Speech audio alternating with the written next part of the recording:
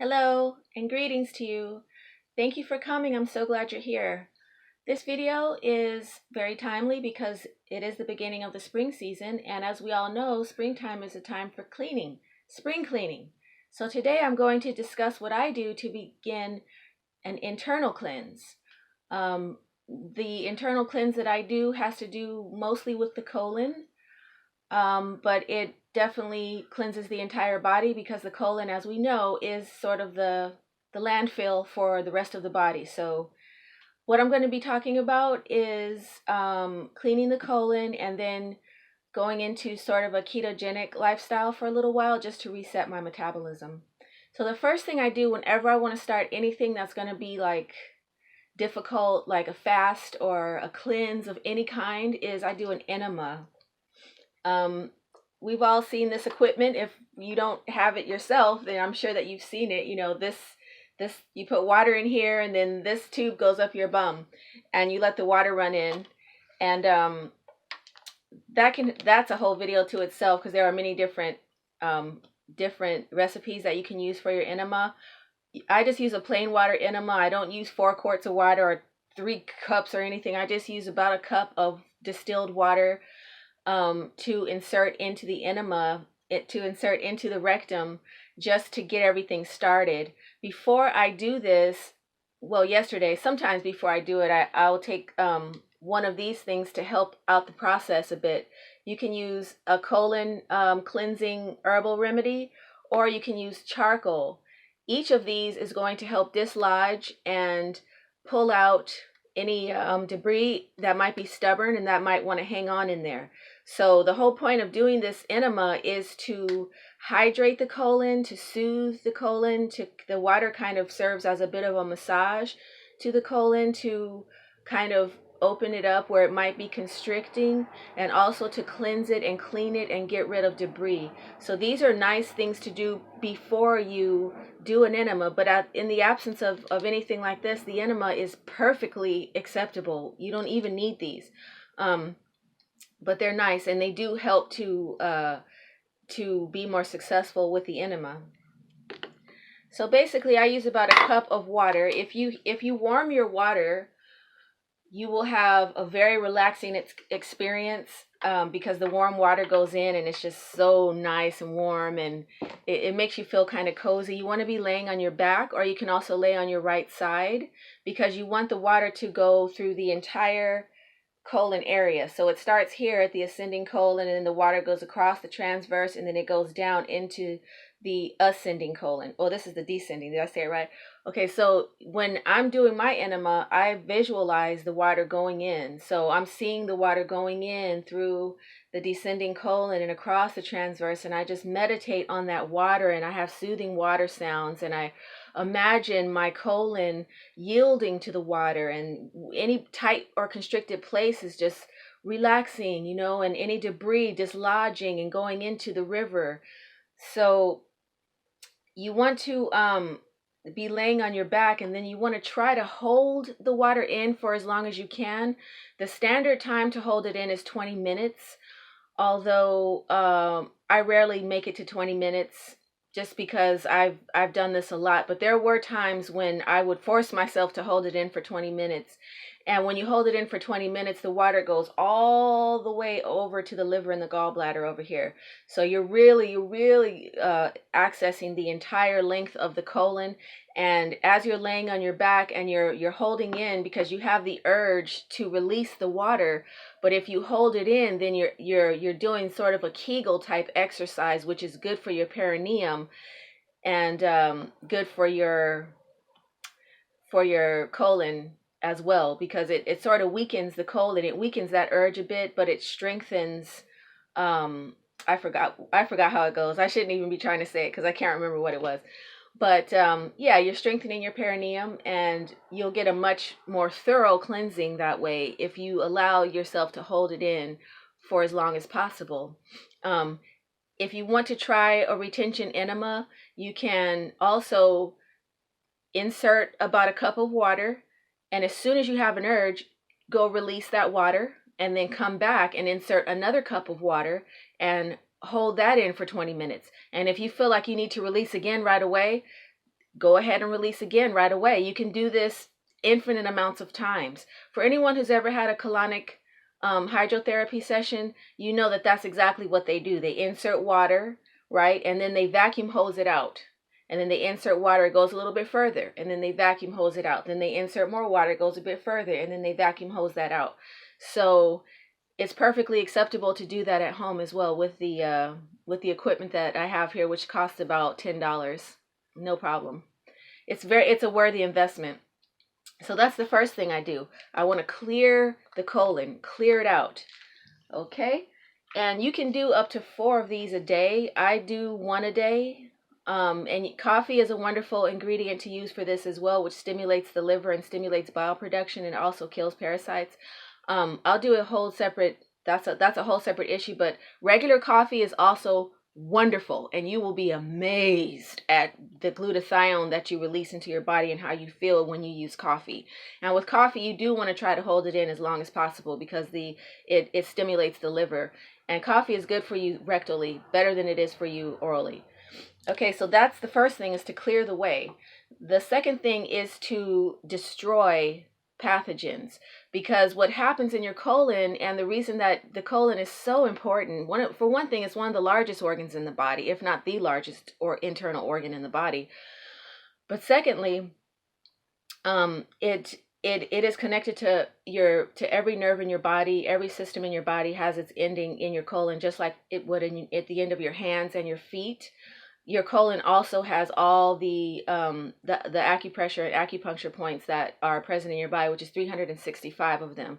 So you want to keep the area clean. You don't want to have things sticking to it. You want to keep it clean. Now, one of the biggest problems with the colon is that there is debris that accumulates in the colon, right? And the debris prevents the medicines and the cleaning products from getting in there, okay? Because your body's always cleaning itself all the time. But when there's debris all packed up in there, then that's a breeding ground for pathogenic disease, and bacteria, parasites, colonies and whole families have been living in there for generations and generations until you start cleaning all of that out. So after I clean and clear the way, then I start to kill pathogens. There's 2 ways that I do it. I'm sure there are many ways to do this, but one of the ways I do it is electronically. What this is called a Zapper, and it's a very folksy type remedy, homegrown, easy remedy to do. What you do is you take 2 9-volt batteries. I have them on my charger here, and you attach them here, and then you take these copper pipes and you wrap them with paper towels so your hands are wet, and you just hold one side, and the other side you just tap it for 7 minutes, and you time it. You tap it for 7 minutes, and then you take a break for 20 minutes. You do that 3 times. The reason you do it 3 times is because the first time you do it, you're killing the large parasites, okay? And when you start doing this, I mean, everybody has a parasite issue. We all have parasite issues. There's just no way to escape that. So the first time you do it, you're killing the larger sized parasites. Well, that's not the end of the story, because the larger sized parasites are harboring bacteria, and a lot of bacteria only live in these parasites. But when you kill the parasites, you're releasing all of that bacteria into your bloodstream. So you want to wait 20 minutes and then do it again. And you're going to tap it and zap it the second time, and that's going to kill the bacteria. Okay, so now you've killed the large parasites and you've killed the bacteria, and now you're going to wait 20 minutes and do it a 3rd time, and that's going to kill the viruses that were living inside of the bacteria. Because once you kill, it's like a little Russian doll situation. So the last thing that you kill is the viruses, and you do that with this. This does not work when your bowel is compacted with fecal matter. This can't access your bowel, okay? So the current is so low that it doesn't hurt your own cells or your own gut flora or anything like that. It only hurts pathogenic organisms, and it basically kills all of them, whatever it can access. There's a few places that it can't access, which is the contents of your bowel. So the reason that I do this immediately after clearing the bowel is because now it's accessible. The surface of the bowel is exposed, and so this can access those areas where it normally couldn't. Also, another place that this can't get to is the fillings that you have in your teeth, and also the gallbladder, the gallstones, the stones in the gallbladder, and the stones in your kidneys. It can't go in there because there's no blood flow. There's no way for the electricity to get up in there. So in that case, you want to kill them with herbs. Okay, now this is just an easy way, and you can do both, by the way. This is the fast and easy recipe. I didn't bring out all my herbs for killing parasites because I don't play with pathogens and germs and stuff. I got a whole slew of things, but basically this is a wormwood combination, and it has everything in it, but this isn't the strongest way to kill them. Okay, but this will do some good. This has black walnut, wormwood, quassia, cloves, and male fern. And basically that is the recipe for killing parasites all throughout the body. This can reach into it can go into your digestive, which is going to send it into your bloodstream, and it's going to kill and kill and kill. But you have to, I think you would take this for like 7 days, a couple times a day or something like that. So if you're a person who has any kind of disease whatsoever, all of these things that I'm telling you right now can cure your disease. You just have to be consistent with it. I would say, this can be a lifestyle for you until you're well. Actually, this can be a protocol to cure your diabetes or cure your asthma or whatever your problem is, because asthma is an infection. It's an infection of the lungs. So is pneumonia. So is the flu and all of those things. So that brings me to immunity. Immunity lives in your gut. Okay, what does it look like? It doesn't look like anything. It's invisible. You can't see it because it's made of billions and trillions of microbes. Tiny little microbes that do all the work for you. They do your metabolism. They do your synthesizing of food, turning food into nutrients. It does all the cleaning, house cleaning in your system. It creates its own system of cleaning and maintaining and keeping house so that you can be well. It fights pathogens. It competes with invading pathogens because your body has its own bacteria that are supposed to be there and that have been there since your birth. You got them from your mother. As soon as she pushed you out of her vagina, she smeared you all with her vaginal bacteria, which stayed with you, and it knows you because you are living in her body. So all of that is for you, and you don't want to harm that, or you don't want to damage that. And the one thing that really damages it and kills it and harms it is antibiotics. So if you ever take antibiotics, you definitely want to do the next thing that I'm about to discuss, which is to feed your gut bacteria. Okay, I believe in feeding the existing bacteria as opposed to taking an acidophilus or probiotic supplement. The reason for that is we take so much of one strain that it kind of causes an imbalance in the flora. So if you're taking acidophilus every day, that's no good. And then I had another probiotic supplement, and I didn't read what was in it because it was like 12 strains of powerful probiotic bacteria. So I was taking that, and then I read the thing, and it had weird stuff like staph and strep, and it even had clostridium in it. And I thought, no, that's not supposed to be in there. We're supposed to have bifidobacteria and lactobacillus and stuff like that. And it did have those, but it has some other stuff too that no. So I would prefer to just feed the living bacteria that are already there and strengthen those and make those as strong as possible. Junk food damages it. Antibiotics absolutely kill it. Painkillers and synthetic drugs really hurt your immune system, okay? Your healthy gut bacteria. So what you want to do after you have killed the pathogens, right, with the wormwood, then you want to move on to feeding your gut flora. How do you feed your gut flora? Two of the most important things that you need, that your gut flora feeds on, is alliums. So we have garlic and onion. I can't stress this enough, okay? If you only did one thing in your life that would increase your health and your immunity and your sense of well-being, it would be to eat garlic, okay, as much as possible. I say eat it raw. If you can't handle it raw, then just, saute it up with your eggs, get it, make it happen. You know what I'm saying? It's garlic. It's delicious. And onions, any alliums, it can be spring onions, it could be shallots, or whatever it is that, whatever alliums that you really love. The other thing is resistant starch. Okay, potatoes have resistant starch, but you have to cook them and then let them cool down, and you get resistant starch that way. But the most powerful and beneficial resistant starch that I know of is something that the Japanese people use in their cooking all the time, and it's called burdock root. And I actually have some in the fridge. I meant to bring it, but it looks like a really long skinny root, like a long skinny carrot that's beige in color.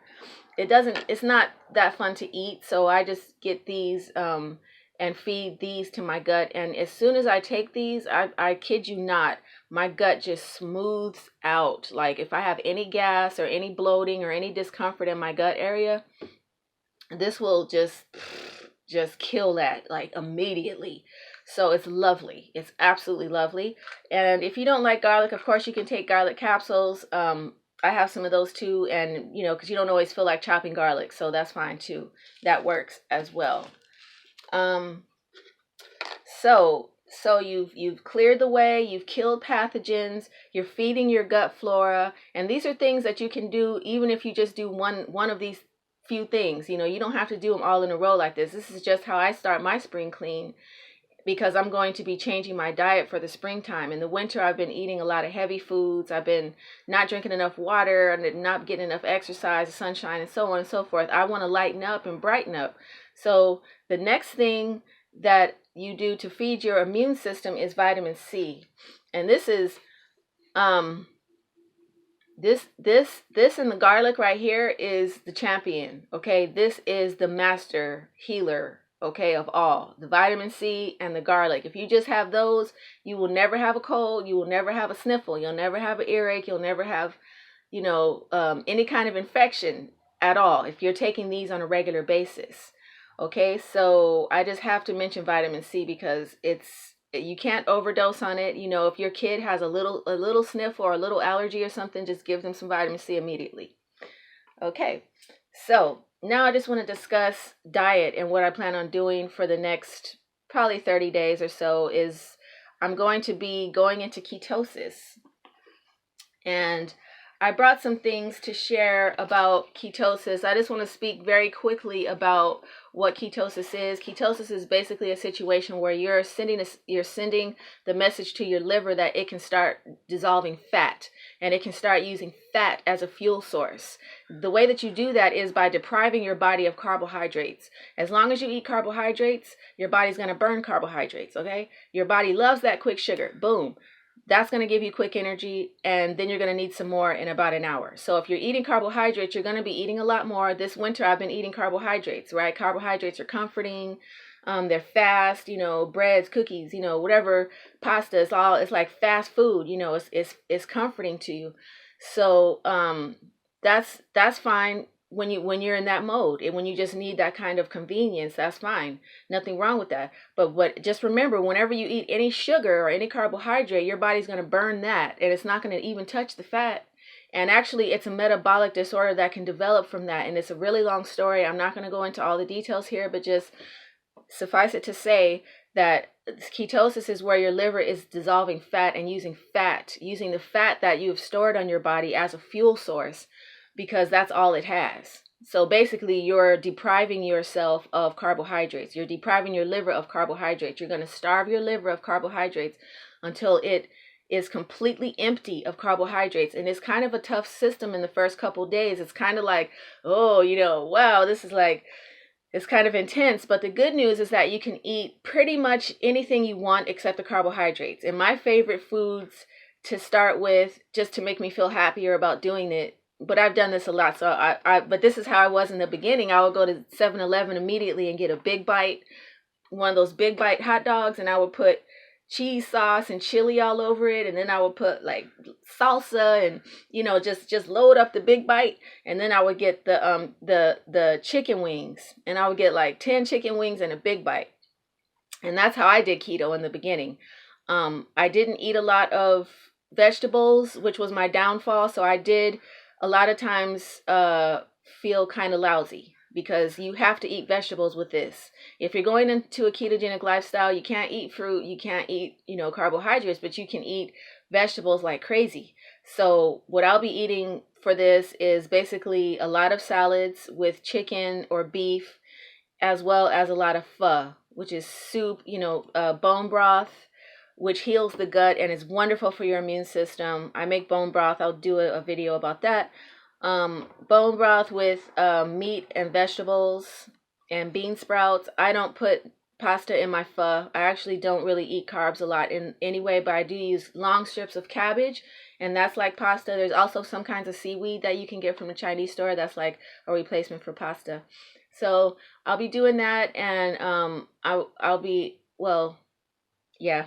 I was gonna weigh myself and do this whole finger prick thing and all that, but I don't really think it's necessary because this video is long enough. I just want to mention that this is called a keto mojo, and if you're really serious about getting yourself into ketosis and you want some encouragement, then you can check your ketones and see if you're producing ketones. This is the way that I started like a year ago or something, when I started being in ketosis. I would get this stick, and you pee on the stick, and then the stick is going to tell you how many ketones you're producing. When you start producing ketones, that means your liver is burning fat and you're feeling great. I mean, you feel better than ever. If you're doing enemas, then you won't get the stinky breath as much.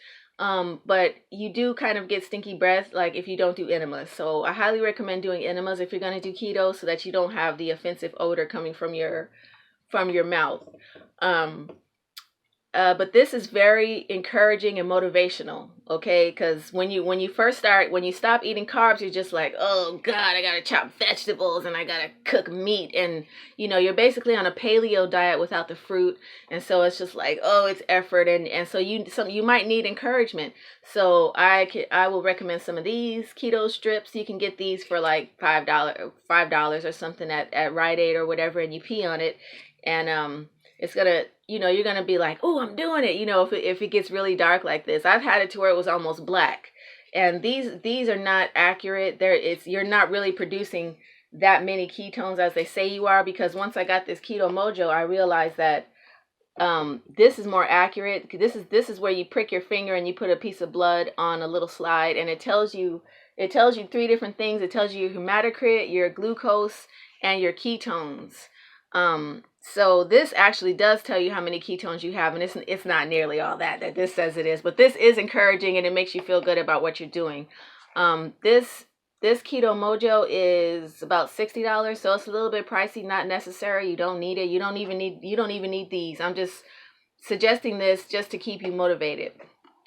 So that's my spring cleaning. This is how I'm going to start my spring cleaning video, and the reason that I'm doing it's not for weight loss, because I like myself with a little bit of meat on me. When I first did ketosis, I lost about 35 pounds and I never gained it back. So I was 175 when I started. Now I'm 140, and I stay at 140. It doesn't change. It's not easy to burn fat. Okay, you got extra fat and your body wants to keep that fat because that's a survival mechanism, and you have to trick your body into releasing, into like handing over the keys. Let me get up in there. I need to get that fat out of there because it's old fat and I want it gone. I want to dissolve it. So I lost 35 pounds this way. That's not my motivation this time. There were a lot of things that cleared up, a lot of problems that cleared up in me, emotional problems, mental problems, skin issues. But one of the main things I noticed was that my cognitive abilities improved dramatically. My cognitive function improved drastically with this. Okay, so that's why I'm doing it this time. I'm doing it in order to improve my cognitive function.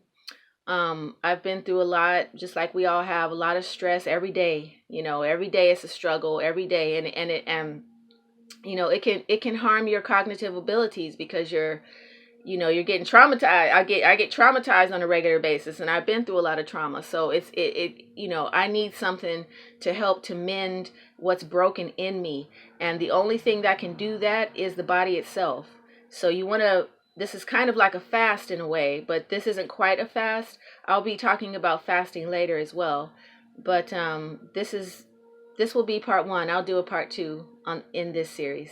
I hope you enjoyed it, and I hope that you gather some useful information from here. Please feel free to ask me any questions at all. I've been doing this for over a year, and I have a lot of information to share.